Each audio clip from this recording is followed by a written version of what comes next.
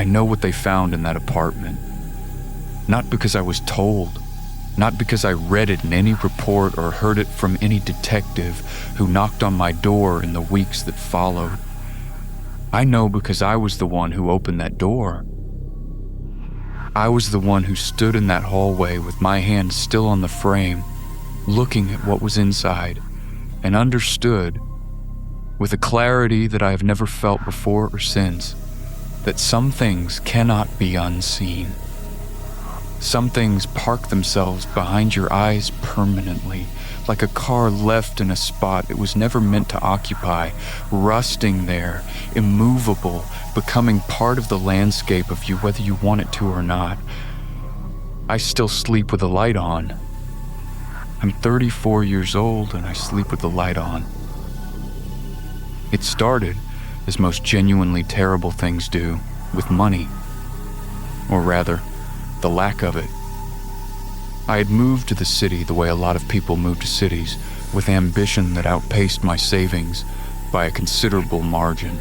I had a job lined up, a junior position at a logistics firm that paid just enough to make the math work if I was careful, if I ate plainly, if I didn't allow myself too many small luxuries.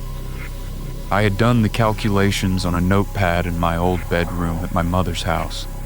Column after column of income versus expenditure, and the number I kept arriving at was the same. I could afford approximately $450 a month in rent, not a dollar more, and that was before utilities. If you know anything about urban rental markets, you already know what that number means. It means you are not choosing between good and great. You are choosing between bad and worse, between the place with the mold problem and the place where something happened that the landlord is legally obligated to disclose but ethically content to minimize.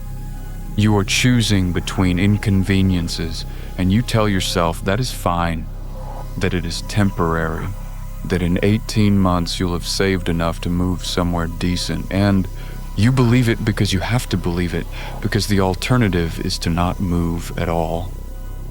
The apartment on Culver Street was, on paper, a reasonable choice.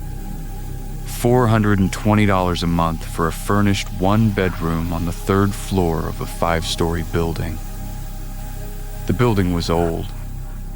I would learn later it had been constructed sometime in the late 1940s, though it had been renovated at least once since then, in ways that were more cosmetic than structural. The hallways smelled like a combination of old carpet and something faintly chemical, the kind of smell that cleaning products leave behind when they've been used to cover something rather than actually clean it. The elevator was out of service. The buzzer system worked about 60% of the time. The windows in my unit faced a brick wall 12 feet away, which meant natural light was theoretical rather than actual, a concept that the apartment acknowledged in principle but declined to provide in practice. None of that mattered to me. I had looked at 11 apartments before this one, and this was the only one where the number on the lease matched the number on my notepad. I signed on a Thursday. I moved in that Saturday, which is to say I carried 4 boxes in a duffel bag up 3 flights of stairs and arranged them in a space that was already furnished with the bare minimum a landlord could provide while still technically calling it furnished. A bed frame with a mattress that had seen better decades. A small table with 2 chairs that didn't match. A dresser with a drawer that wouldn't close all the way no matter what you did to it. A couch the color of old mustard that sat against the wall beneath the useless window like something that had given up. I didn't mind any of it. I was 28 years old, I was in the city, I had a job that started Monday, and I had arrived at that particular stage of youth where austerity feels like character building rather than deprivation. I made my bed. I put my clothes in the dresser, avoiding the broken drawer. I set my laptop on the small table and ordered cheap takeout and ate it sitting on the floor because the chairs felt unstable and I hadn't yet decided if I trusted them with my weight. It was, all things considered, an ordinary Saturday evening. I was in bed by 11. I had set an alarm for 7 because I wanted to have time on Sunday to find a grocery store, to walk the neighborhood, to do the quiet administrative work of making a new place feel like somewhere you actually live rather than somewhere you happen to be sleeping until something better comes along. I fell asleep quickly. I remember that. I remember thinking, just before I went under, that the apartment was very quiet, that the city outside was muffled by the brick wall and the old glass in the windows, and that the quiet was something I hadn't expected to find here, in a building this old on a street like Culver, and that it was a pleasant surprise. I have thought about that moment many times since. That small, satisfied thought about the quiet. I have thought about it because it was the last moment I would spend in that apartment, in that building, in that city, without the thing above me making itself known. The building had 5 floors. I was on the 3rd. The 4th floor, directly above my unit, was apartment 4C. I know this because I could hear it. The first time I heard it, I assumed a neighbor had come home late. This is the thing about old buildings that nobody tells you when you're signing the lease. They are alive in a way that newer constructions are not. The walls carry sound differently. The floors flex and settle and transmit the weight of other lives in ways that feel almost intimate, almost intrusive, like overhearing a conversation through a door you didn't know was thin. You learn, over time, to build a kind of internal catalog. The couple on your floor who argue on Tuesday evenings. The person below you who watches television at a volume calibrated for someone 20 years older than they appear. The pipes that speak in the early morning when the building's heating system wakes up and reminds itself of its own existence. I understood all of this intellectually before I moved in, and I was prepared for it, or thought I was. What I heard that first night was not the ordinary percussion of shared walls. It was movement. Deliberate, sustained, unhurried movement from the unit directly above me. Beginning at approximately 1:30 in the morning and continuing, without pause or variation, for somewhere close to 40 minutes. The sound of something heavy being dragged across a floor. Not dropped, not rolled, dragged slowly in one direction, then back again, then in another direction, as though whoever was doing it was rearranging a room they hadn't yet decided on a configuration for, experimenting with possibilities in the deep middle of the night while the rest of the building slept. I lay in my bed and listened, and told myself it was nothing. I told myself this with the practiced confidence of a person who has decided not to be the kind of person who lies awake worrying about noises in old buildings, because that kind of person seems exhausting to be. And I had enough things to be exhausted by without adding ambient building sounds to the list. I breathed slowly. I looked at the ceiling, which was close enough to see the texture of the plaster in the dark, the small cracks and irregularities that mapped themselves across it like a crude geography. I waited for the sound to stop. Eventually, it did. I slept. In the morning, I made coffee with the small machine I'd brought from home, one of only 3 things I'd prioritized in my packing. And I sat at the small table and looked at the brick wall outside and thought about groceries. And I did not think about the sound at all. Not really. Not in any way that felt like concern. I filed it under the category of things that happen once and do not repeat. The category that exists specifically to accommodate the minor strangeness of new places before they become familiar. The sound repeated the following night, and the night after that. By the end of my first week on Culver Street, I had established, without meaning to, a detailed and unwanted familiarity with the schedule of whoever or whatever occupied 4C. Activity never began before midnight. This was consistent enough to feel like a rule, like something observed rather than coincidental. Before midnight, the building above me was silent in the way that buildings are supposed to be silent. Present, settled. The occasional creak of old timber adjusting to temperature, but nothing sustained, nothing that demanded attention. Then midnight passed, and the building changed, and the floor above me became a place where something was always in the process of being moved. The sounds were not random. This is something I want to be precise about, because the distinction mattered to me then, and matters to me now. Random noise from an upstairs neighbor carries its own logic. The irregular logic of a person living their life on a schedule that doesn't consider yours, getting up for water, shifting furniture on a whim, dropping things. There is an internal coherence to it that you can feel even when you can't predict it. What I heard from 4C had a different quality. It was methodical. It had the rhythm of work, of task completion, of someone engaged in a project that required both patience and repetition. The dragging sound was the most consistent element. Heavy objects, and they were heavy. I could tell from the way the sound traveled through the ceiling and arrived at my ears, not just as noise, but as a kind of pressure, a bass register communication between floors, moved in long, slow arcs across what I imagined was the main room of the apartment above. Sometimes this was accompanied by a second sound, lower and briefer, a settling sound, like something being placed rather than dropped, positioned with care in a new location. I started sleeping with the radio on during the second week.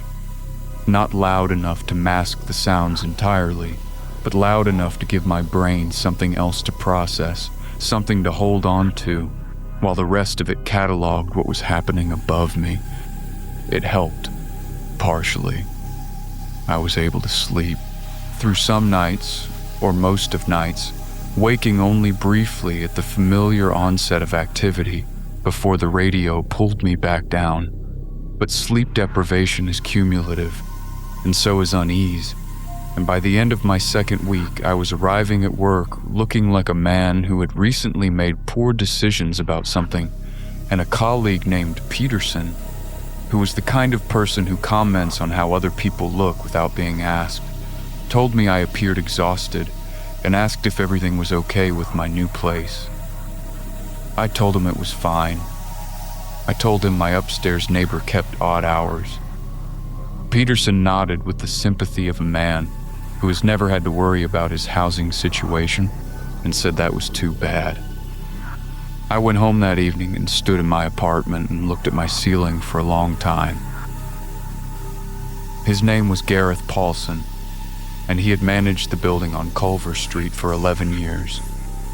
I know this because it was printed on the rental agreement I'd signed, and because he told me himself when he opened the door to the building manager's unit on the ground floor, a place that smelled strongly of instant coffee and something else beneath it that I couldn't identify, but that reminded me vaguely of a storage unit. That particular combination of old paper and enclosed air that suggests a space that is used for keeping things rather than living in them. He was in his late 50s, compact and gray-haired, with the particular manner of a man who has answered a great many questions from a great many tenants over a great many years and has long since run out of patience for the exercise. Not unfriendly, exactly, but preemptively tired, the way a doctor looks when a patient walks in with a list of printed symptoms from the internet.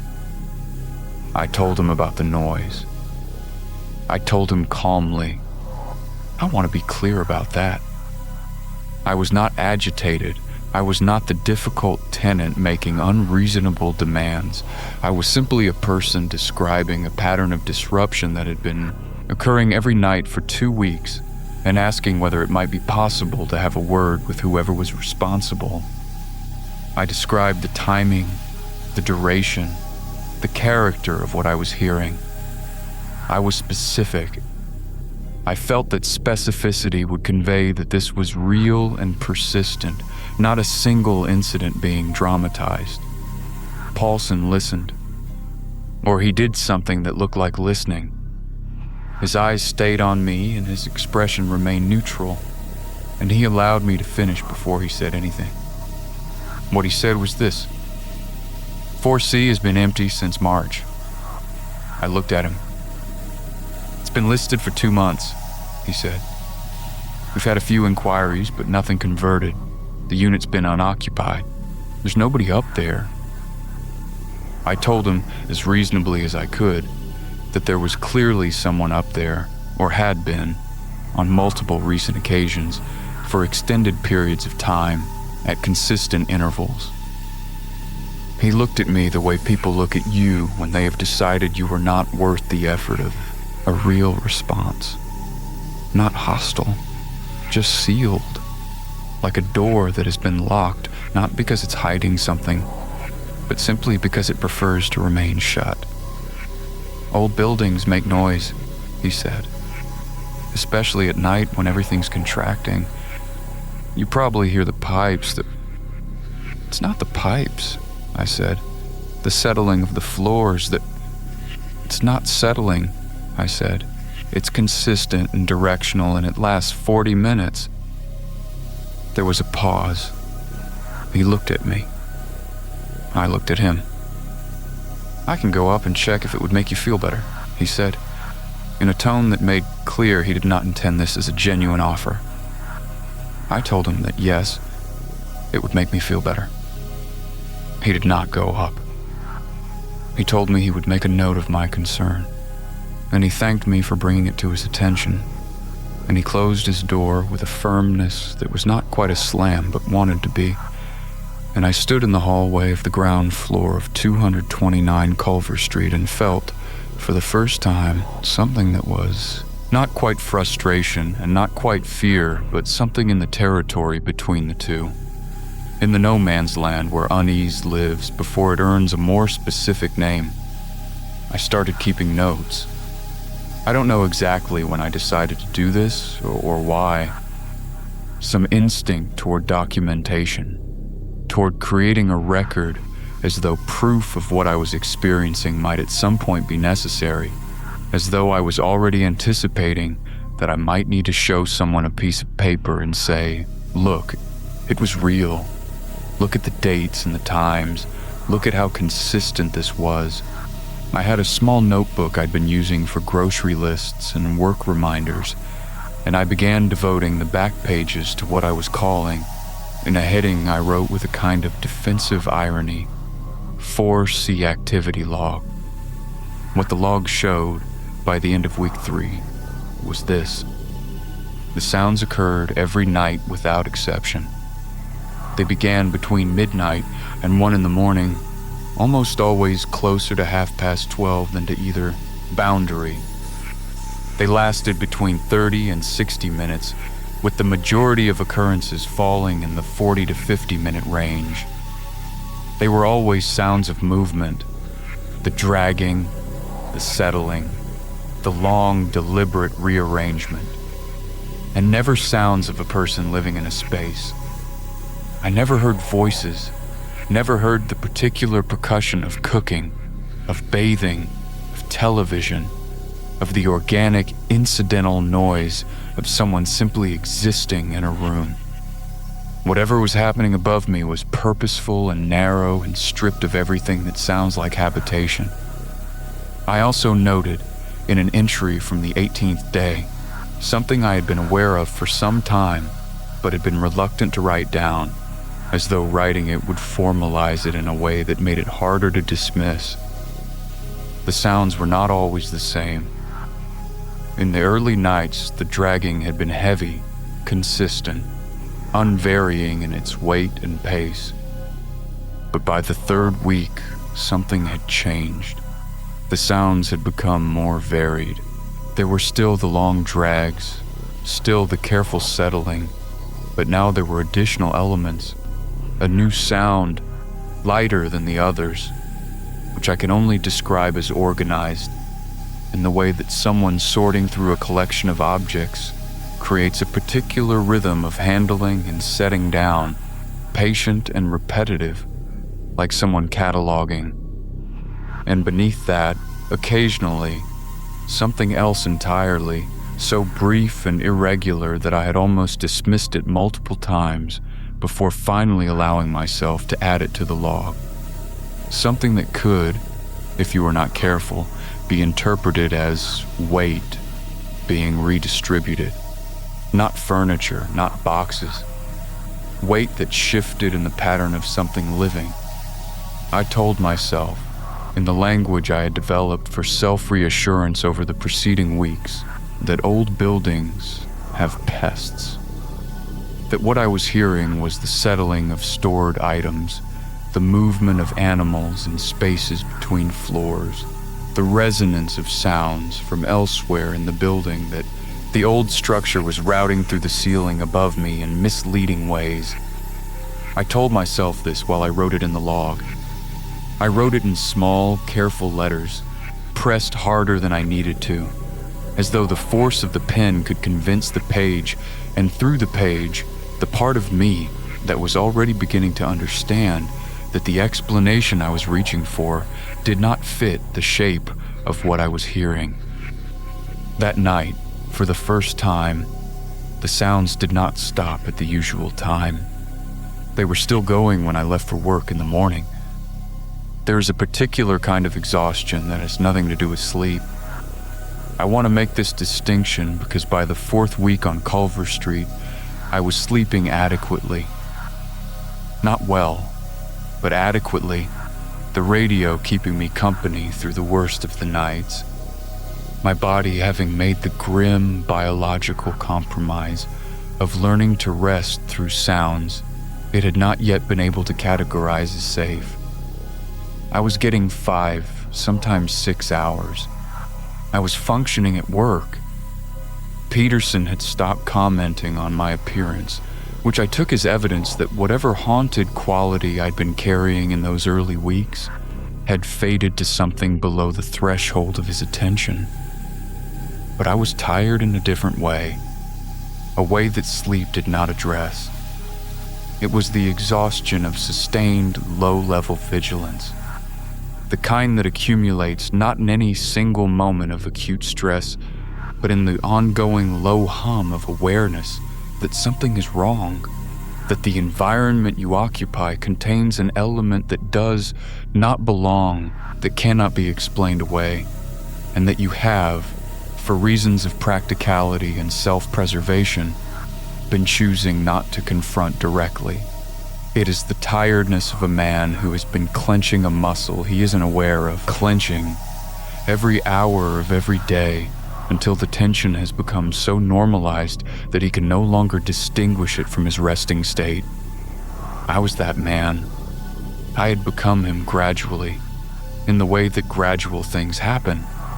Imperceptibly, incrementally, and then all at once when you catch yourself in a mirror or read back through a notebook and realize that the person who wrote the early entries and the person writing the current ones are not quite the same. My early entries in the 4C log were dry, almost clinical. Dates, times, durations, brief descriptive notes. The handwriting was even, the tone neutral. By week 4, the entries had changed. They were longer. The handwriting was smaller and pressed harder into the page.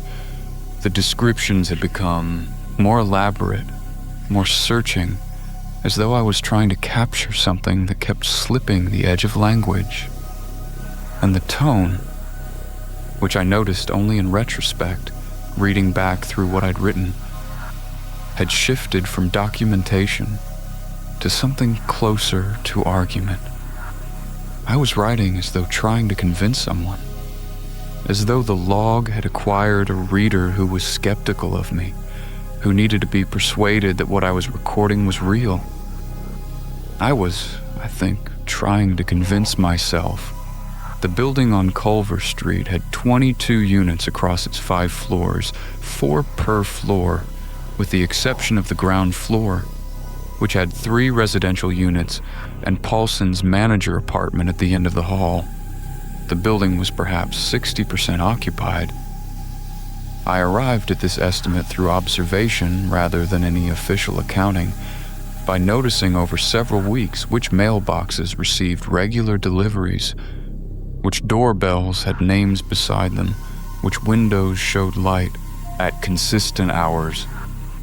This meant that approximately 8 or 9 units in the building were empty at any given time, which was a higher vacancy rate than I would have expected for a building in that part of the city, where rentals were generally competitive. I had attributed this initially to the condition of the building itself. It was not a place that photographed well, and I imagined that anyone who toured it in person and had other options would exercise them. But as the weeks passed, I found myself reconsidering this explanation, or at least examining it more carefully, the way you examine something you picked up quickly and are now holding closer to the light. I began, without a coherent plan, to pay attention to the building's other vacant units. Not in any active or investigative way. I wasn't putting my ear to doors or testing handles. I simply paid attention. I noticed things as I passed through the hallways on my way in and out, as I climbed the stairs each evening, as I moved through the building in the ordinary course of living there.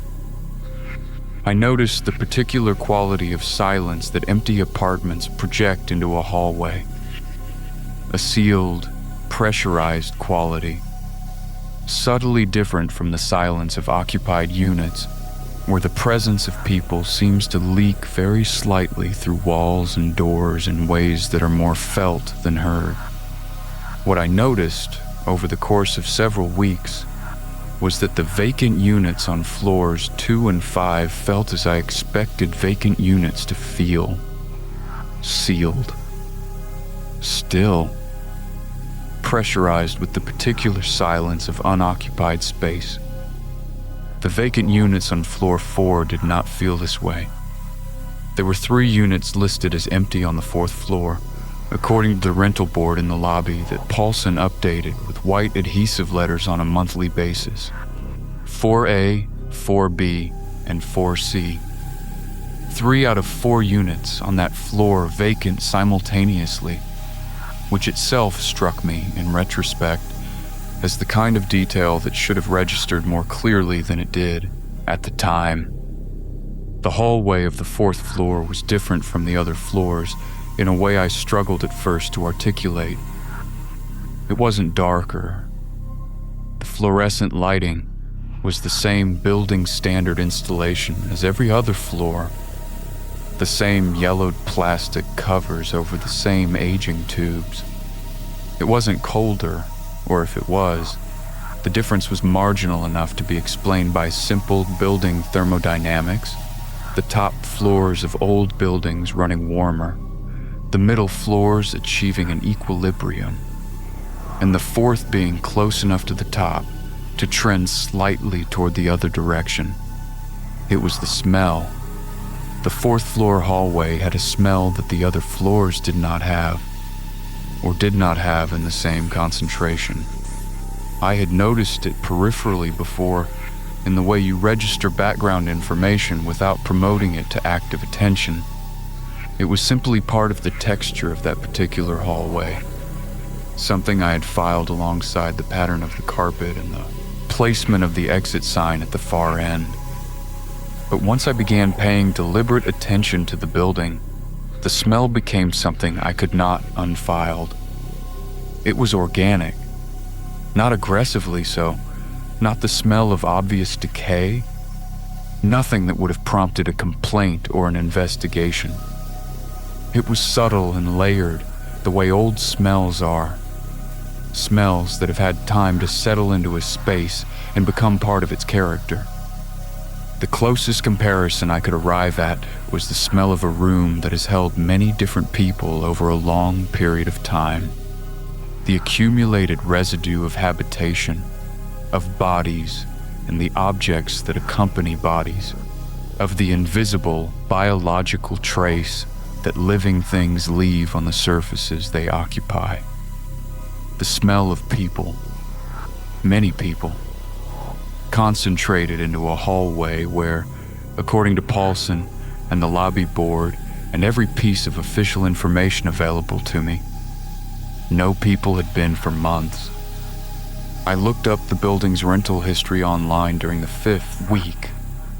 This required more effort than I anticipated. The building didn't have a prominent online presence, no dedicated listing on the major rental platforms, nothing beyond a sparse entry on a local property database that gave the address, the owner of record, and a brief history of permit applications and inspection records going back to the 1980s. The owner of record was not Paulson. Paulson was the manager, not the owner. The owner was listed as a property holding company with a name so generic it could have belonged to any of several thousand similar entities. The kind of name that exists specifically to resist scrutiny, to be difficult to find when searched, and easy to lose when found. What the permit and inspection record showed was not dramatic. The building had passed its most recent fire inspection 18 months ago. There had been a plumbing permit pulled 2 years before that for work on the 4th floor, an electrical inspection 4 years back, also 4th floor, a structural assessment 3 years ago, building-wide, with no deficiencies noted. None of this was remarkable in isolation. What was mildly remarkable was a gap in the records. Between 7 and 12 years ago, roughly the period coinciding with the early years of Paulson's management, there were noticeably fewer entries than the periods before and after. Buildings of this age and type typically generated a steady administrative trail, a background hum of minor permits and routine inspections that accumulated over time into a dense paper record. The gap wasn't total. There were some entries, but it was thin in a way that felt like absence rather than uneventfulness. I noted this in the log without drawing any conclusion from it. I was, at this point, still committed to the position that I was a reasonable person collecting information about a genuine and disruptive problem with my living situation, rather than a person engaged in something that, described to any outsider, might begin to sound like obsession. The line between those two things is thinner than it appears, and I was aware of it, and I was watching it. What pushed me closer to the line was not any single discovery, but the accumulation of small inconsistencies that had no individual weight, but pressed collectively in the same direction, like several weak hands pushing on the same door. I met a woman named Clara Voss on a Wednesday evening in the 5th week. She lived in 3A, which was at the far end of my floor, the unit I passed every time I came home. We had exchanged the brief, mutually non-committal acknowledgments of people who live in proximity without having chosen each other's company. Nods. The occasional held elevator door in the early weeks before I gave up on the elevator entirely. The kind of muted social contract that urban apartment buildings specialize in. She was perhaps 40, with the efficient, slightly remote quality of a person who has arranged her life to require very little from the people around her. Not unfriendly, simply self-contained. She was checking her mail when I came in from work, and we exchanged our usual nod, and I was almost past her when I stopped.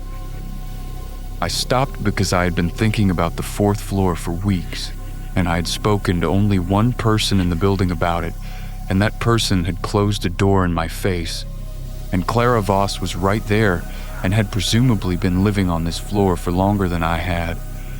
And there is a point at which the need to speak to someone about a thing overrides whatever social calculation you've been making about whether to stay silent. I asked her, as casually as I could, how long the units on the 4th floor had been empty. She looked at me for a moment, not with alarm, not with the wary assessment of someone deciding whether a question is threatening, but with something more considered. A look that reminded me of the way someone looks when they're deciding not just what to say, but how much. "You hear it too," she said. It was not a question. I looked at her. "I've been here 3 years," she said.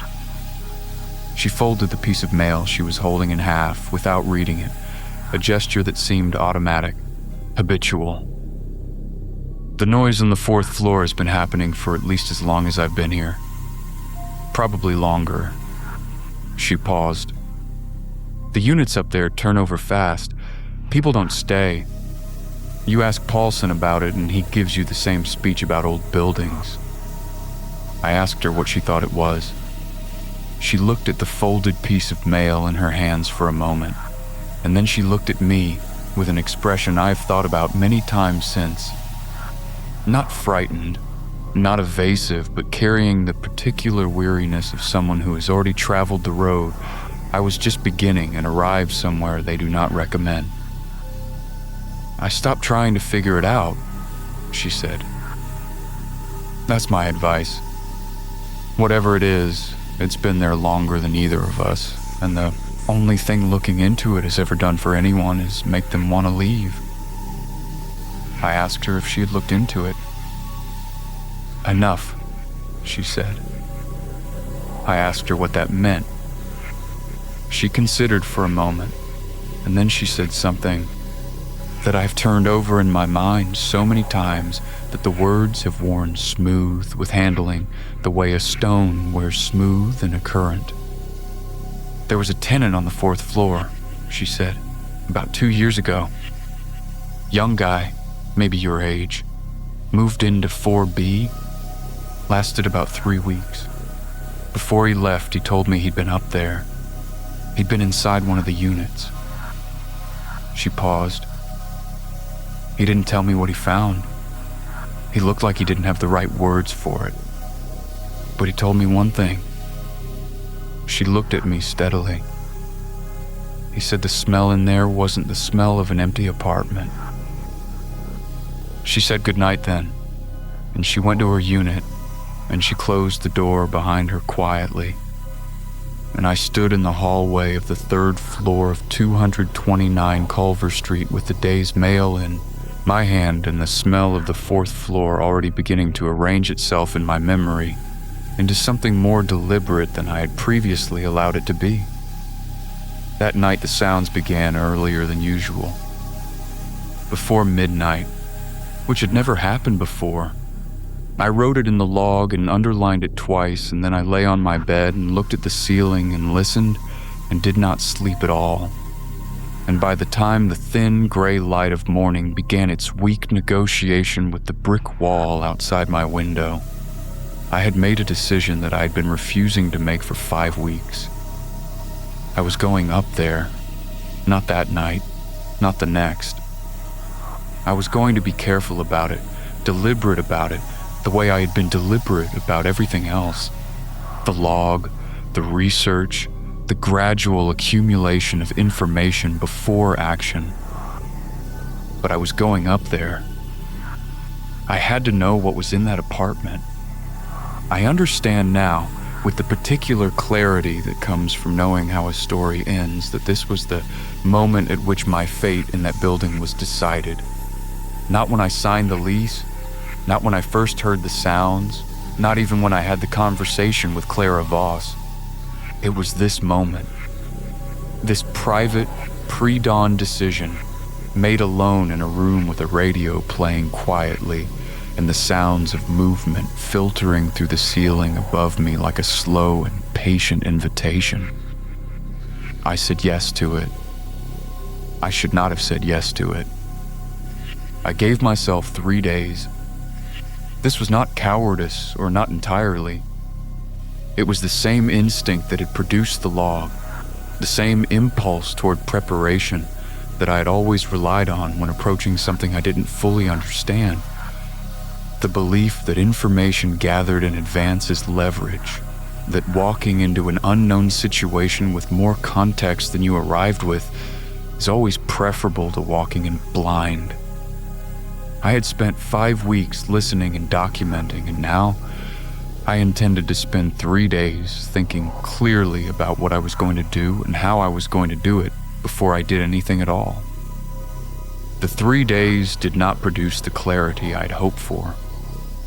What they produced instead was a heightened and unpleasant awareness of every sound the building made, every shift in communication between its floors, as though my decision had tuned me to a frequency I had previously been able to keep at the edge of perception, but could no longer push back there now that I had acknowledged it directly.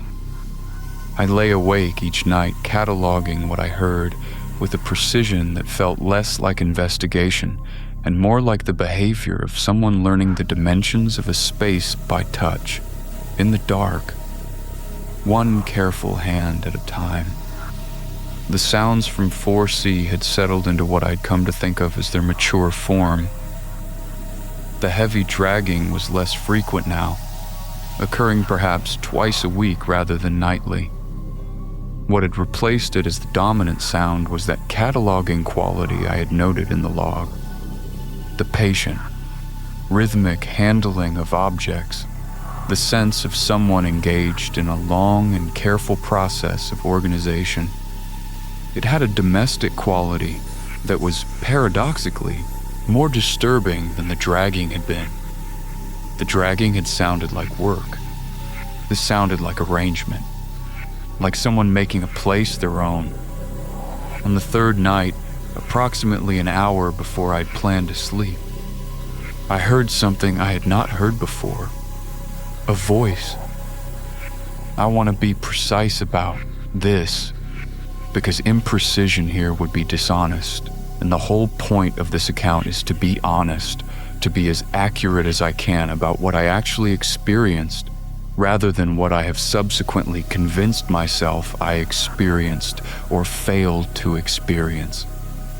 It was not a voice in any conventional sense, not speech, not words, not even the tonal variation of conversation. It was a single sustained sound, low and sourceless, the kind of sound that sits at the very edge of the range, where the ear begins to lose confidence in its own judgment, where you find yourself asking whether the sound is external, or whether it is the sound of your own blood moving or your own mind filling in a silence it finds intolerable.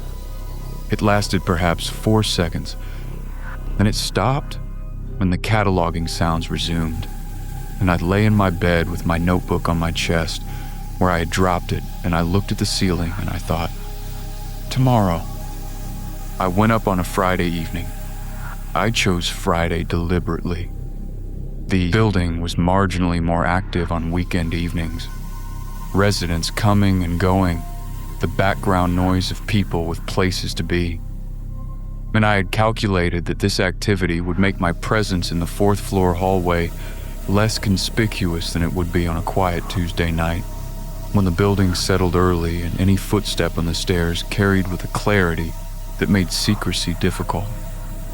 I had also chosen evening rather than the deep night because I wanted light, or as much of it as the building could provide, and because the sounds from above had always begun after midnight, and I intended to be in and out well before that threshold. I had a flashlight. I had my phone. I had the notebook, which I brought out of habit more than any practical intention, the way a doctor carries a pen into a room where they won't be writing anything. I climbed the stairs to the 4th floor at 7:43 in the evening. I know the exact time because I noted it in the log afterward with the compulsive precision that had by then become second nature. 7:43.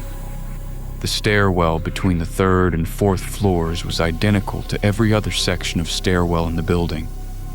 The same carpet runner, worn to a functional minimum down the center. The same cream-painted walls, discolored at shoulder height, where generations of hands had touched them in passing. The same overhead fixture, with the same quality of light that the building's fluorescence produced everywhere. That particular yellow-white that made everything it touched look slightly unwell. What was not identical was the temperature. I noticed it on the landing between the third and fourth floors, a drop that was gradual enough to register as surprise rather than shock.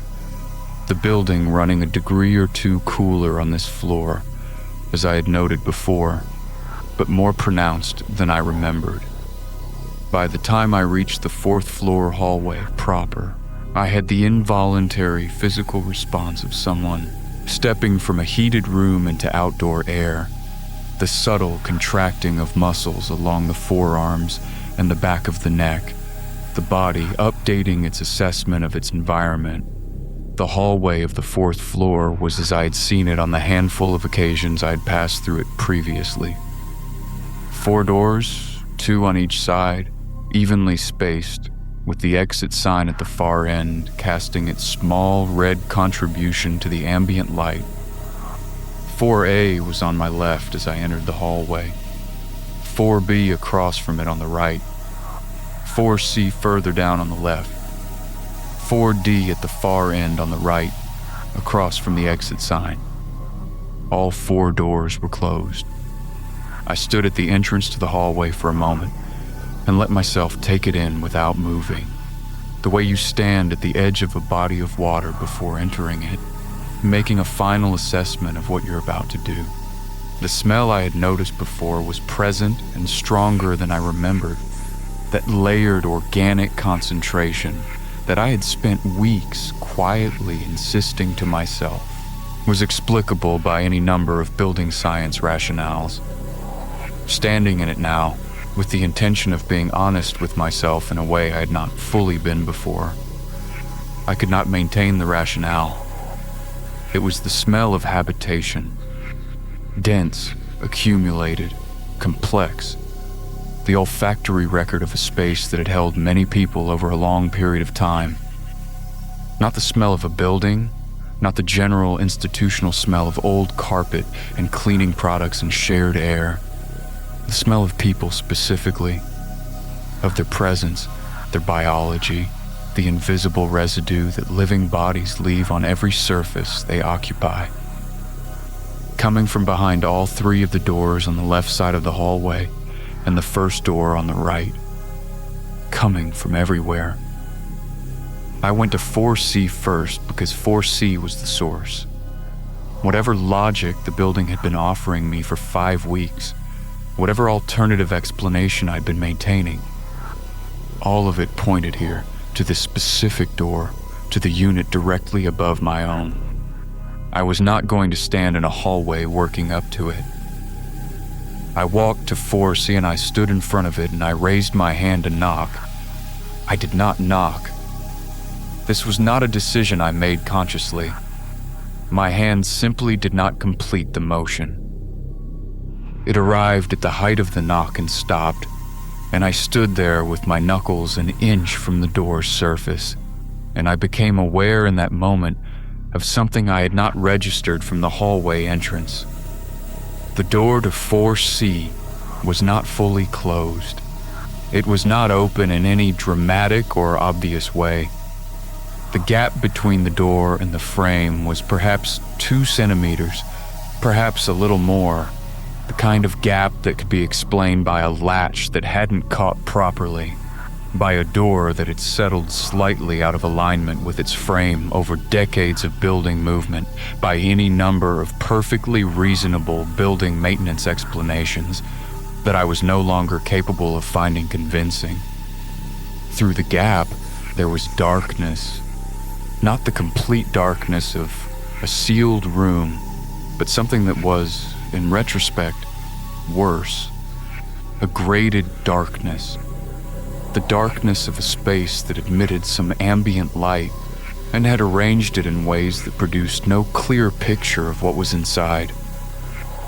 I could see a sliver of wall and the edge of what might have been a floor or a baseboard and nothing else, and the nothing else was comprehensive enough to make the something I could see feel inadequate, insufficient, a single data point in a data set that remained overwhelmingly empty.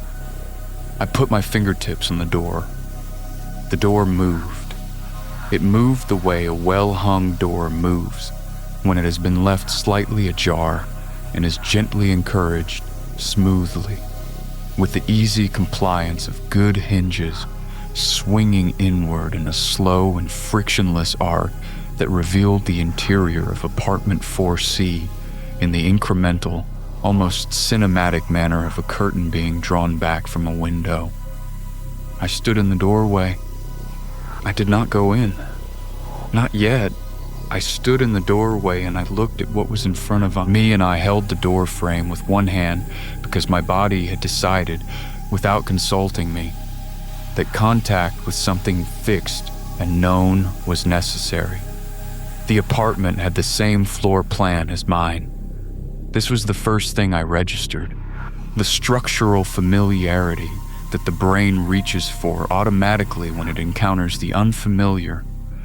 The anchor of the known. The reassurance of recognizable geometry. Same entry area opening into a main room.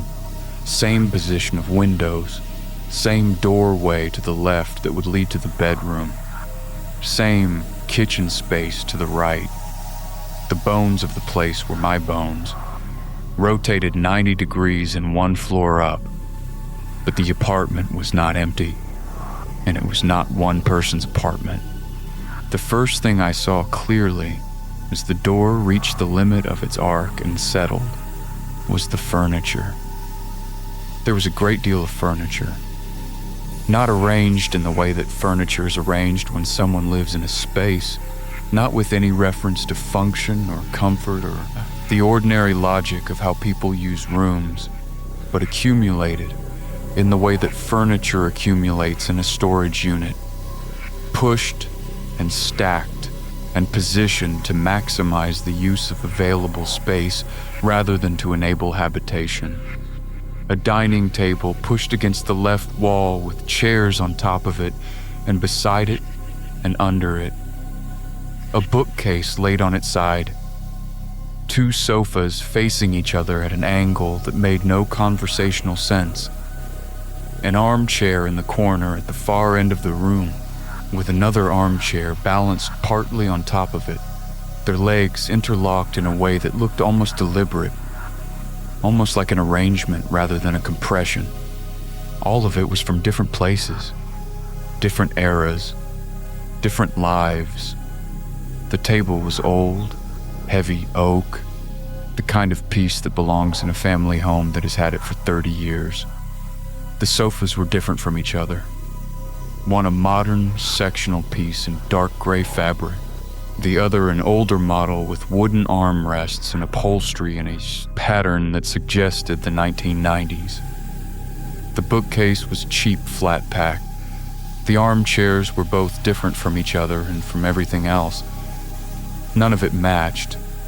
None of it belonged together. I stood in the doorway and I looked at it and I thought, this is a single person's apartment that has been filled with other people's furniture. This is a space that has been absorbing things from elsewhere, accumulating them, holding them. Then I looked more carefully and I understood that the furniture was not the point. The furniture was background. What I was looking at, once my eyes adjusted to the available light and began to make sense of the room in something more than its broad outlines, was not primarily furniture at all. It was everything else.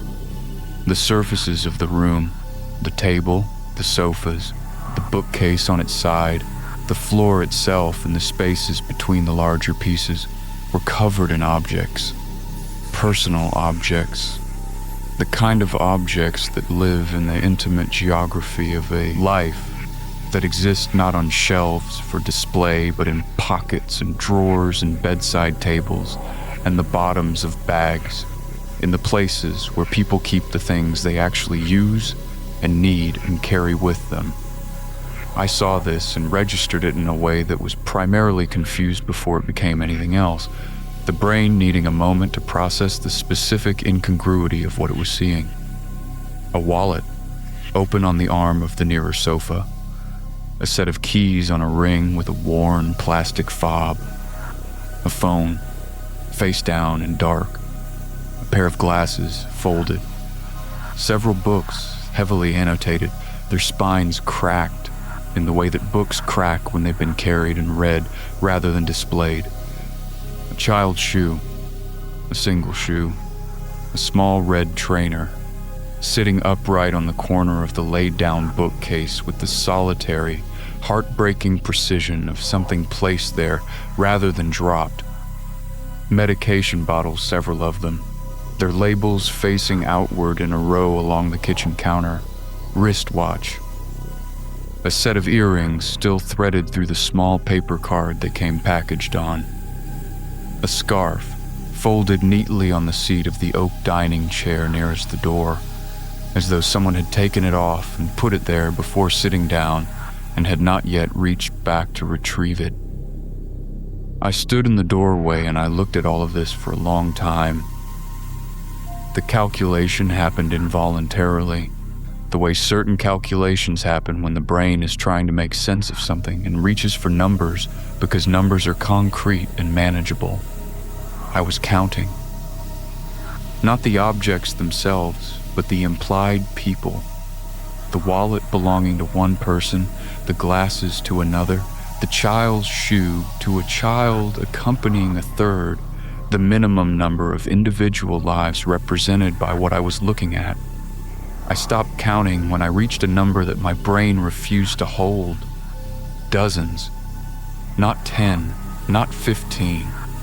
The room contained the personal artifacts of dozens of people gathered here with the same patient and organized deliberateness that I had been hearing through my ceiling for 5 weeks, cataloged and arranged and held in this space like a collection, like a record, like the accumulated evidence of something I did not yet have the correct category for, but that pressed against every category I tried to assign it with a weight that none of them could bear.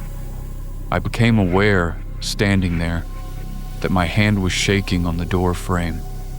I became aware, a moment after that, of the smell. Inside the apartment, the smell was not merely stronger.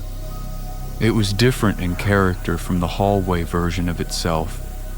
In the hallway, it had the quality of something that had seeped through walls and under doors over a long period of time, attenuated by distance and diluted by the building's general air. Inside the apartment, it was full and dimensional, a complete olfactory environment, and it was not only the smell of habitation in the abstract, it was the smell of people who had been here recently, very recently.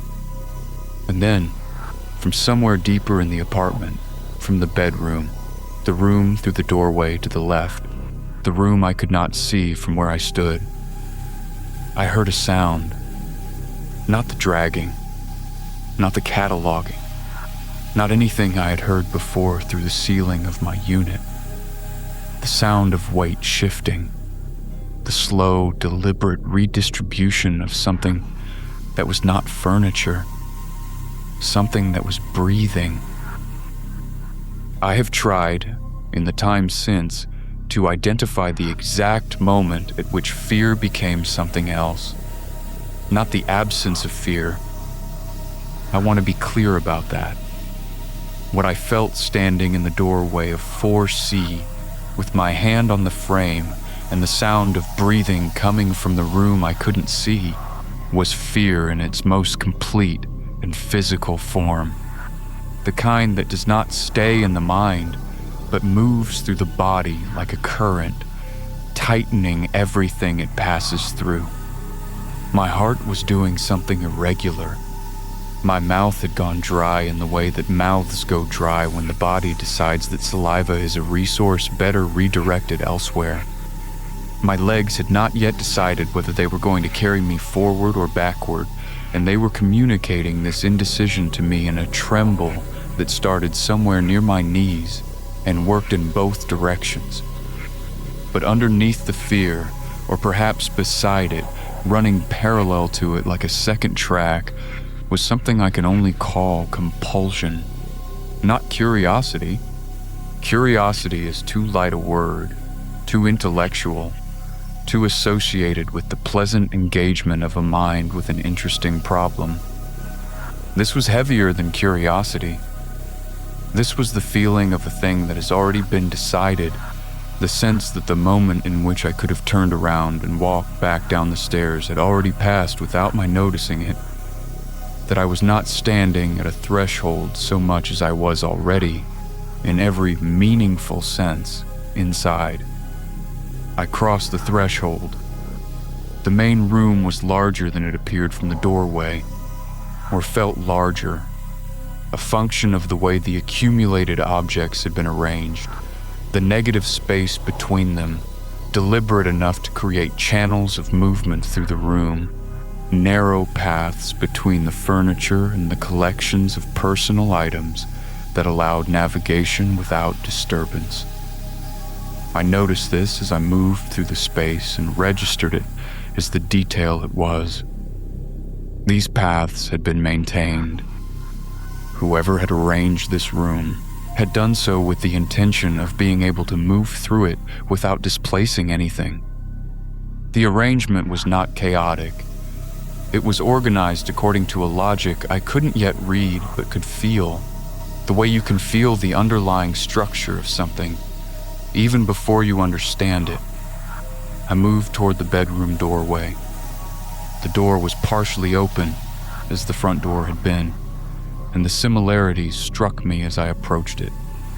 The same 2-centimeter gap, the same dark interior visible in inadequate sliver, the same sense of a space that was presenting itself partially and withholding the rest until you committed to looking. I thought about this later, at length, and I'm still not certain whether that similarity was coincidence or design, whether the doors had been left that way for a reason, or simply because the latch mechanisms in old buildings fail and leave gaps that nobody addresses because nobody is officially present to address them. I put my hand on the bedroom door. I pushed it open. The bedroom of 4C was darker than the main room.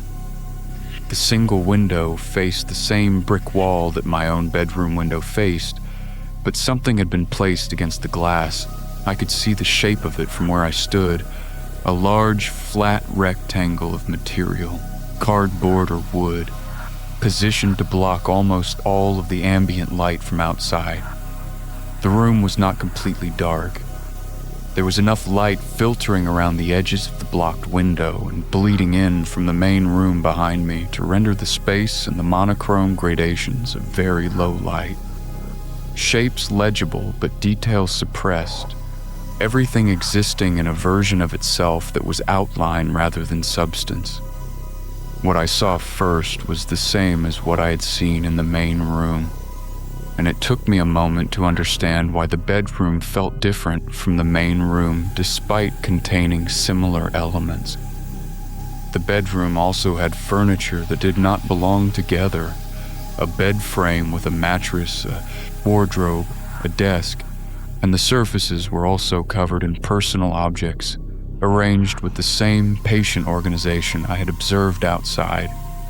Clothing, folded, more books, a collection of photographs, unframed, laid in overlapping rows across the top of the desk, like a mosaic that hadn't yet been assembled into its final form. The difference was the walls. I had not been able to see the walls in the main room because the main room's walls were covered by the furniture pushed against them. The bedroom walls were visible, and they had been written on.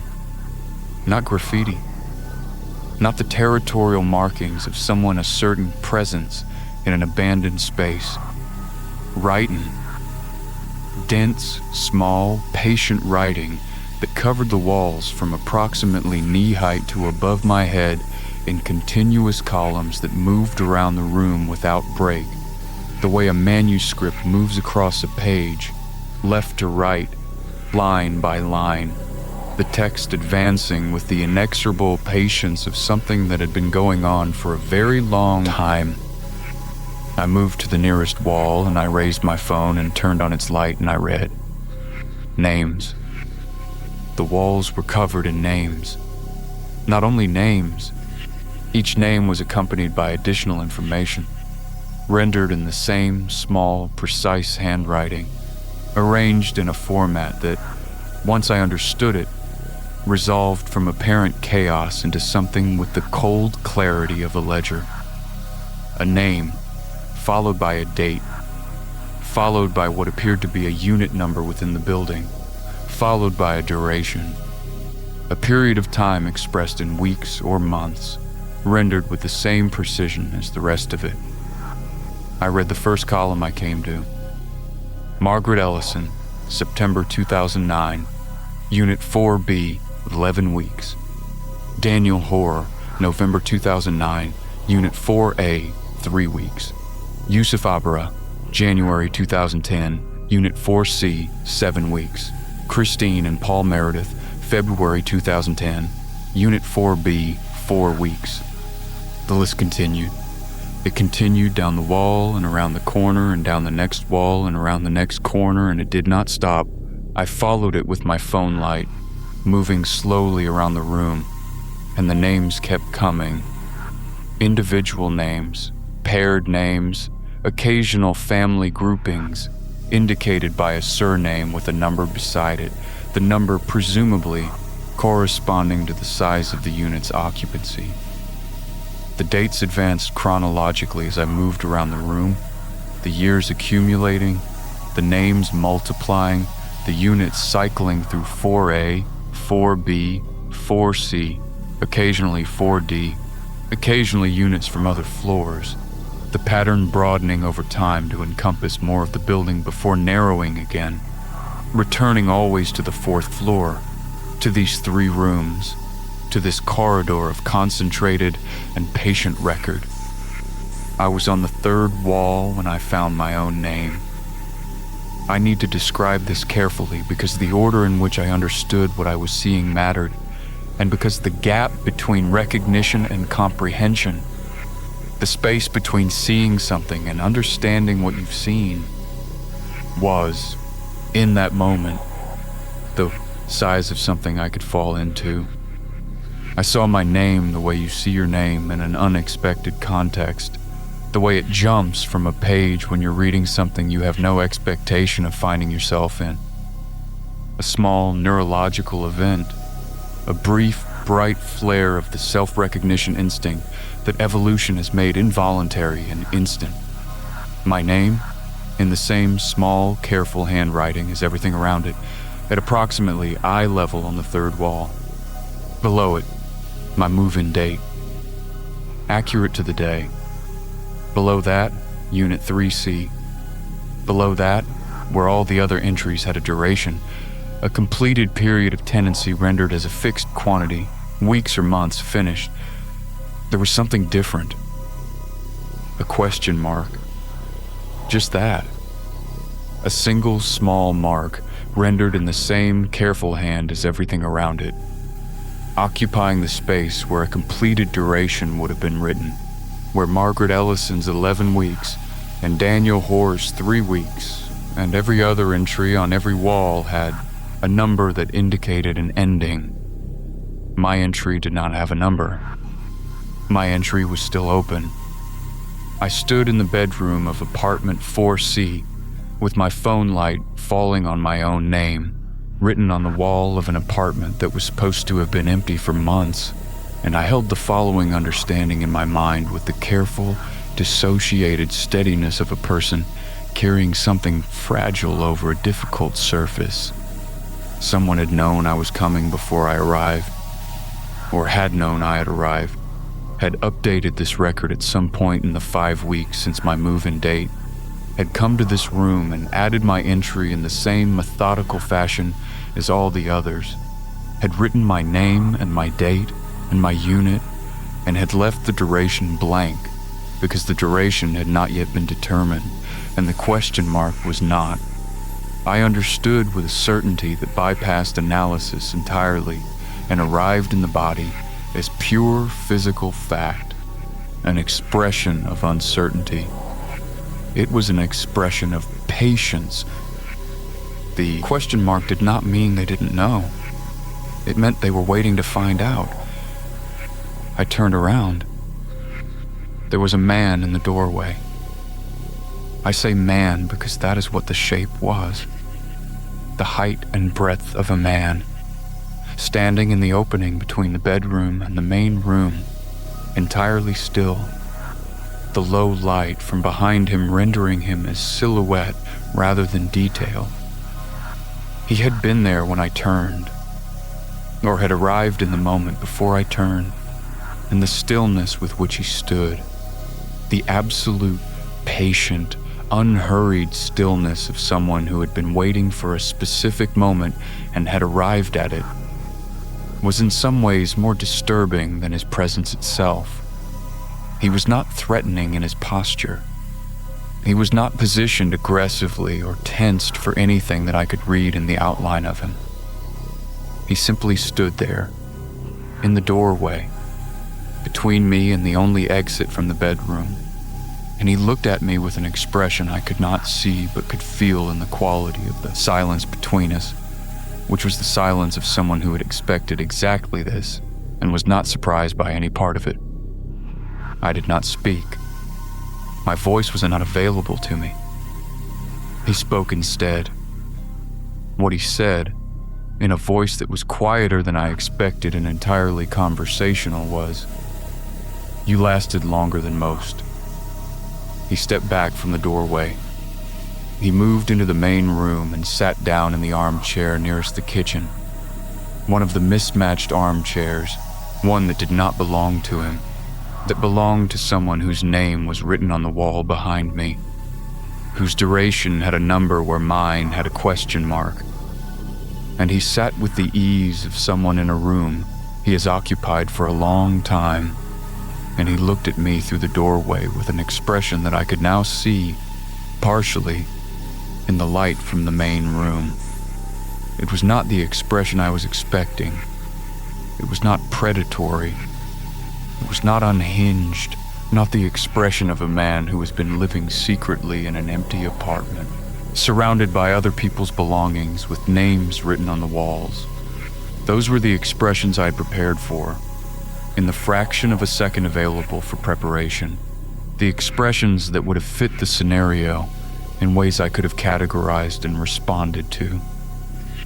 What his face held was something I was not prepared for and have struggled to describe ever since. It was familiar. The expression of someone doing a job they have done for a long time, who has long since passed the point of finding it remarkable, who has made a permanent and settled peace with the nature of the work. His name was not something he offered, and I did not ask. What he told me, in the 20 or so minutes that followed, he told me in the manner of a person conveying information that is, to them, simply information, neither proud of it nor troubled by it, delivering it with the flat, exhausted neutrality of someone for whom the extraordinary has long since become administrative. He had lived in the building on Culver Street, in apartment 4C, for 14 years. Not continuously in any conventional sense. He moved through the vacant units on the 4th floor, had been doing so for years, using the pass key he had obtained in ways he did not elaborate on during the first year of his tenancy, long before Paulson's tenure, when the building had different management and different habits. When units were occupied, he stayed in 4C. When the floor was largely empty, as it had been for several months before my arrival. He had the entire hallway. He paid no rent. This was not defiance or theft, as he explained it. It was simply a condition he had negotiated privately with the building itself, in the way that long occupancy creates its own legitimacy regardless of what any piece of paper says. I asked him, because I needed to ask it, about the objects, about the names on the wall. He looked at me for a moment with the expression of someone deciding how much of a thing to explain. What he told me was this: the fourth floor of 229 Culver Street had always had a high turnover. People came and stayed briefly and left. This had been true before him and would be true after him, and the reasons were various. The building, the neighborhood, the particular quality of cheapness that attracted people in transition, people between one thing and another, people who were not planning to stay. They left things behind. Not always, not everyone, but often enough and consistently enough that over 14 years, the accumulation had become significant. He kept what was left. He organized it. He maintained a record of who had lived here and for how long, because someone should, because the building didn't, because Paulson's records were functional rather than human, and did not preserve the fact of a person's presence in a place beyond the administrative minimum. He said this without sentiment. He said it the way a librarian might describe a cataloging system, practically, without romance. I looked around the room at the accumulated objects of dozens of lives, and I tried to hold his explanation against what I was seeing, and I found that it fit in some ways and did not fit in others. And the ways it did not fit were the ways that mattered most, and I was aware, standing there, that I was not getting the whole of it, and that whatever the whole of it was, I was not yet ready to receive it. But there was something else, something underneath the explanation, something in the careful way he had said someone should that resonated at a frequency I could feel before I could identify. I asked him about the durations, about why some were weeks and some were months and a few I had noticed, among the oldest entries on the first wall, had no number at all, no question mark either, just a dash, a long horizontal line where the duration should have been. He looked at me when I asked this. He looked at me for long enough that the silence became a specific kind of silence, the kind that contains a decision, where you can almost hear the weight of what is being considered. Some people, he said finally, don't finish their duration here. I looked at him. They started, he said, and then they're not here anymore to finish it. He said this simply, with the same flat administrative tone as everything else, and the simplicity of it was what made it land the way it did. Not as a revelation, but as a confirmation, the closing of a circuit that I had felt open and incomplete since I first stood in the doorway of this apartment and began to understand what the collection around me represented. The objects were not abandoned, they were left behind, and the people who had left them had not always left voluntarily. I became aware, in the silence that followed, of several things simultaneously. I became aware that my phone, which I'd been using as a light source, had 11% battery remaining. I became aware that the time, according to that phone, was 9:47 in the evening, more than 2 hours since I climbed these stairs, though it had felt like far less. I became aware that the man in the armchair had not moved, had maintained the same settled, patient posture throughout our conversation, and that at no point during the preceding 2 hours had he attempted to prevent me from leaving, had not positioned himself between me and the front door, had not made any gesture or statement that constituted a threat. This was, I understood, not reassurance. It was confidence.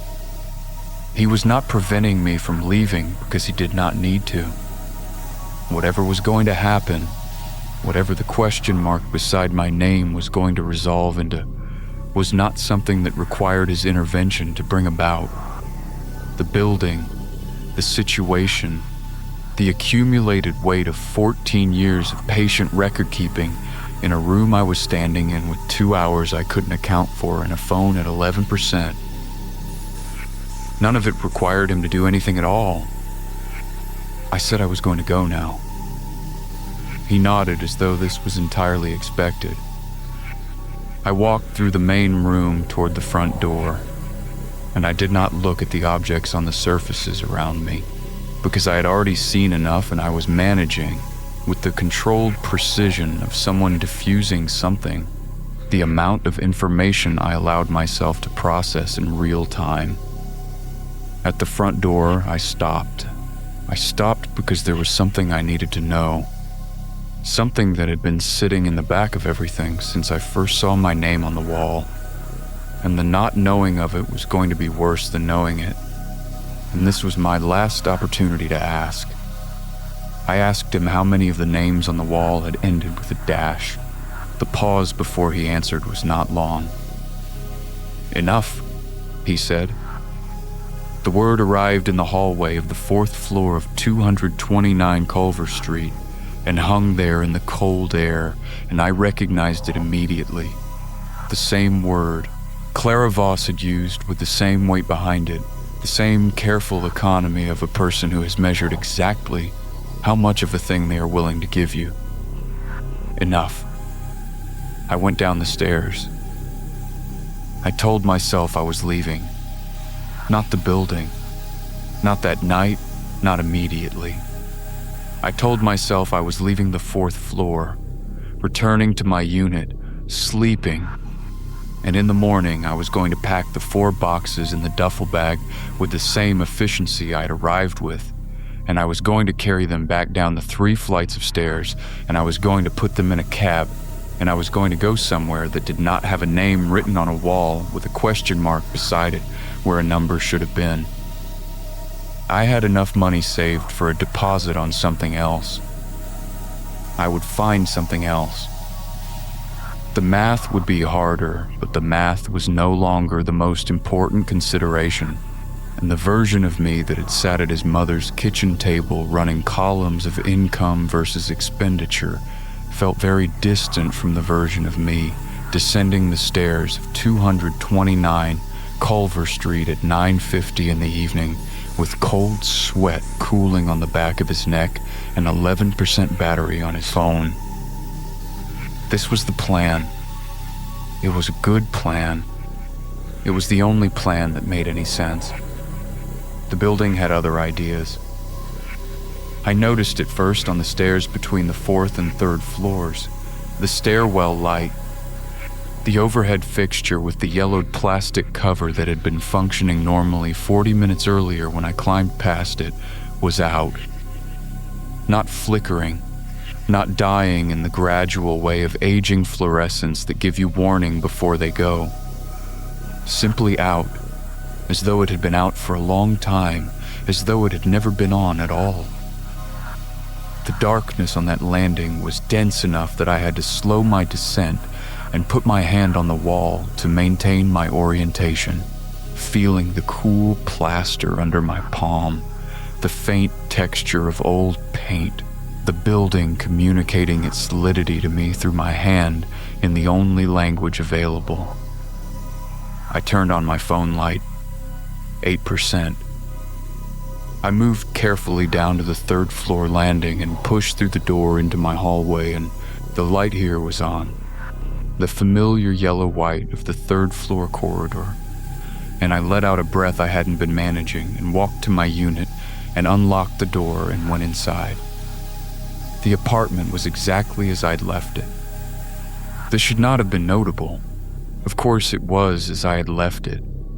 I had been gone 2 hours. There was no reason for anything to have changed, but I stood in the doorway and scanned the room with an attention that was new. that had not existed in me before tonight, a vigilant accounting of every surface and object and spatial relationship that would tell me whether the room had been entered in my absence. It had not. Everything was where I had put it. I locked the door behind me. I looked at the lock for a moment. A standard residential deadbolt, the kind that is adequate for keeping out people who respect the concept of locks, which is most people, which is not the relevant population in this building. And I turned away from it and began, with the focused deliberateness of someone who has made a decision and intends to execute it before anything can complicate it further, to think about what I needed to pack. The essentials. The things that were mine rather than the landlord's. It would take 20 minutes if I was efficient, 30 if I wasn't, and I intended to be. I went to the bedroom to get the duffel bag from the top of the wardrobe. I stopped in the bedroom doorway. The smell was in my apartment, not the faint background version of it that I had been half aware of for weeks, the trace of it that I had been successfully filing under building characteristics and ambient odors and the general sensory complexity of old urban structures. The full version, the dimensional, complete, inhabiting version, the smell I had walked into when I crossed the threshold of 4C, the smell of accumulated human presence so dense it had become environmental. It was in my bedroom. I stood in the doorway and breathed it in my body, performed its full inventory of fear responses, while my mind did the work of understanding what this meant, and arrived at the understanding quickly because the understanding was not complicated. He had been in my apartment. Not tonight. The room was empty. I had checked. The visual accounting had been thorough. But recently enough that whatever he carried with him, whatever 14 years of solitary occupation in a building that wasn't his had concentrated in him, had been left in this room the way smell is left. Invisibly, pervasively, without any single identifiable source. He had been in my bedroom, standing where I was standing, or somewhere close to it, looking at what I looked at every night before I slept, the ceiling, the walls, the small geography of a life arranged in the minimum space required to contain it. I thought about the log, which was on the bedside table. I thought about what it would mean if he had read it. I thought about the question mark on the wall and what the process of arriving at that question mark must have looked like. The research, the access to information about incoming tenants that someone in his position, with his history in this building, with whatever arrangement he had negotiated with whatever indifferent administrative machinery sat above Paulson in the ownership chain, might be able to obtain. I thought about Clara Voss saying enough in the exact same tone he had used. The thought arrived fully formed and unannounced, the way the most unwelcome thoughts always do. Clara Voss had been here for 3 years. Her name was on that wall. Her duration was a number, not a question mark and not a dash, which meant she'd been accounted for, measured, recorded, and she was still here, still in 3A at the end of the hall, still checking her mail and folding it without reading it and telling newcomers to stop looking into things. Still here after 3 years in a building where the 4th floor turned over fast, where people didn't stay, where some entries ended in dashes that meant something the man in the armchair had declined to specify beyond enough. I stood in my bedroom doorway and I thought about what it meant to still be here. Whether it was survival or whether it was something else. Whether the building had particular uses for people who stayed long enough to understand it and made the particular peace with it that Clara Voss's expression had suggested she had made. Whether still here was safety, or whether it was a different category of outcome entirely. I picked up the duffel bag. I packed in 11 minutes. I know the time because my phone was at 6% when I started and 4% when I finished, and I had been watching it with the attention of someone for whom the continued functioning of that device felt in ways I wasn't fully examining, like a proxy for their own continued functioning. 4%. Enough for the flashlight if I needed it on the stairs. Enough for a single call if I needed to make one. Not enough for anything that required sustained use. I did not pack the log. I want to be precise about this because it was a decision, not an oversight. I left the notebook on the bedside table deliberately, with the deliberateness of someone who has decided that a record of the past 5 weeks is not something they want to carry out of this building, that the act of leaving it behind was a way of leaving behind the version of themselves who had kept it, the version who had lain awake, cataloging sounds and building a case and marching steadily toward a confrontation that had delivered exactly what confrontations in buildings like this one deliver to people who go looking. I left it there and I picked up the duffel bag, and the 4 boxes were too many for one trip, and I had decided, in the compressed and ruthless decision-making of someone who has simplified their priorities to a single point, that I was making one trip and whatever didn't fit was staying. I went to the front door of my apartment. I opened it. The hallway of the 3rd floor was empty and lit and smelled of old carpet in the entirely normal way of the 3rd floor of 229 Culver Street, and I stood in it with my duffel bag and I looked toward the stairwell door at the end of the hall, and I did not look at the door of 3A as I passed it, though I was aware of it the way you are aware of something you have chosen not to look at, which is more aware than if you had simply looked. The stairwell was lit on the 3rd floor landing. I pushed through the door and started down. The 2nd floor landing was lit. The 1st floor landing was lit. I reached the ground floor and the lobby was as it always was. The mailboxes, the rental board with its white adhesive letters, the door to Paulson's unit closed at the end of the hall. No light visible beneath it. Paulson presumably asleep or somewhere else entirely. Paulson, who had been managing this building for 11 years and had looked at me with the sealed expression of a door that prefers to remain shut, and had told me 4C was empty, had been empty, would continue in his telling to be empty for as long as I was foolish enough to ask. I walked through the lobby. I pushed open the front door of 229 Culver Street. The night outside was cold and ordinarily dark, the street lit by the orange-yellow of municipal lighting, a cab moving at the far end of the block, the city doing what cities do at 10 in the evening without any reference to what had just happened inside one of its buildings, with the magnificent indifference of a thing too large to notice the small, terrible events occurring within it. I stood on the steps and breathed the outdoor air and felt the cold of it moving through me like a correction, like the body recalibrating toward the normal after an extended period in something that wasn't.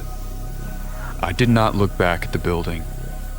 I have since been told by people I've described this to that not looking back was the right instinct, that there are situations from which the correct and only exit strategy is forward motion, uninterrupted, without the backward glance that accomplishes nothing practical and costs something you can't easily name.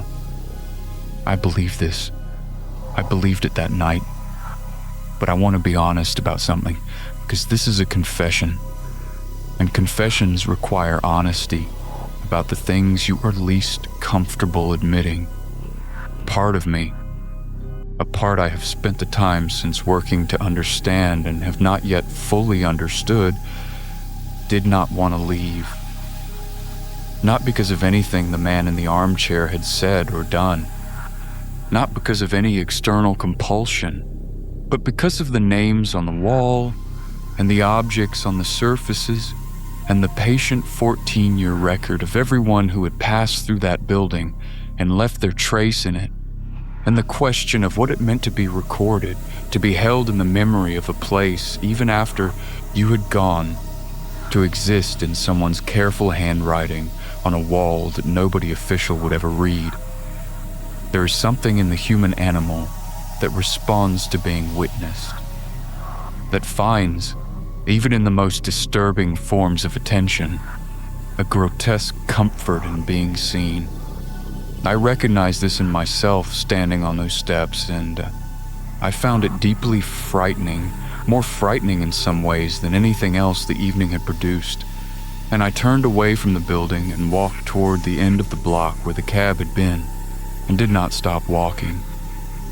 I stayed with a colleague for 2 weeks while I found something else.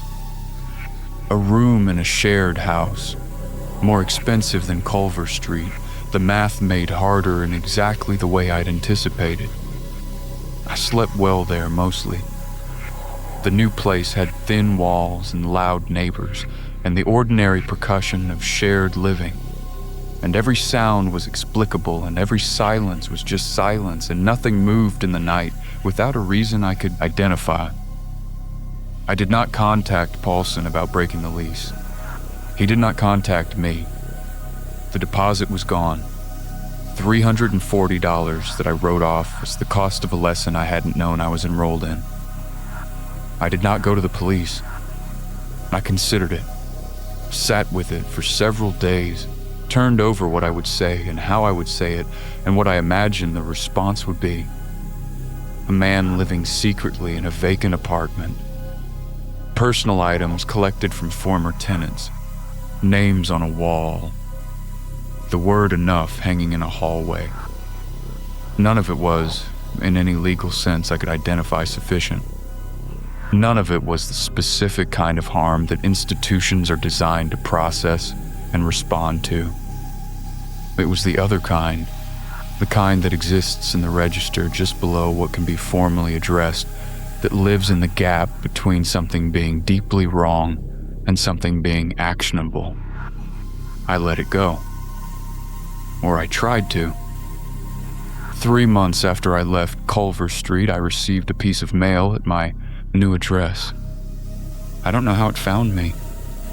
I had not filed a forwarding address with the post office for Culver Street, deliberately, for reasons that should be obvious. And I had not given my new address to anyone connected with the building. The envelope had no return address.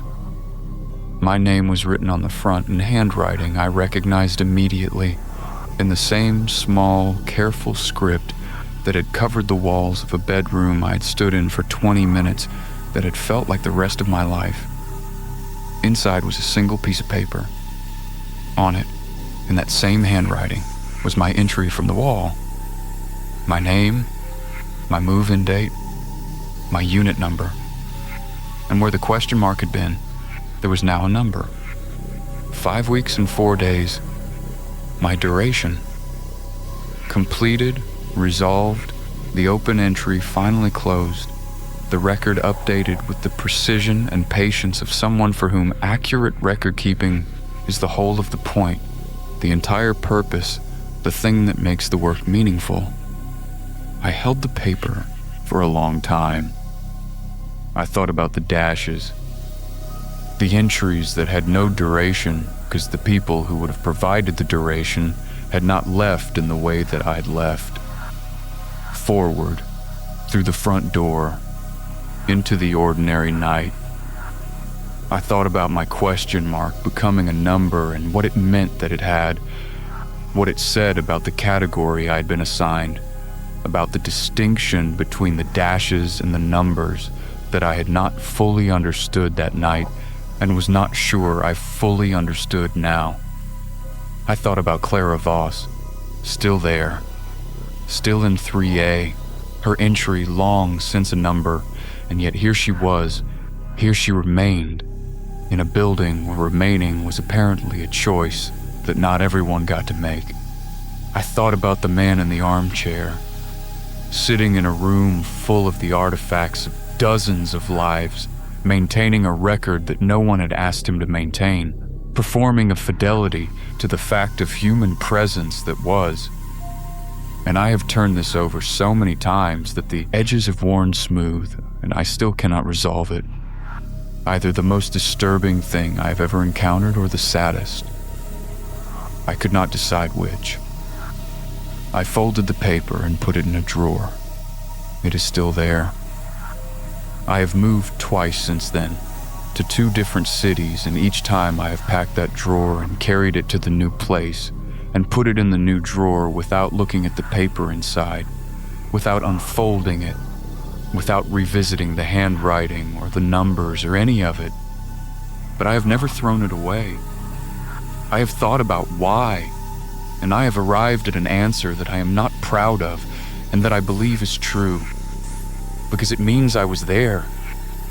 Because it means that whatever 229 Culver Street is, whatever it does, whatever it holds and records and keeps in the patient dark of its 4th floor, it knows I was there.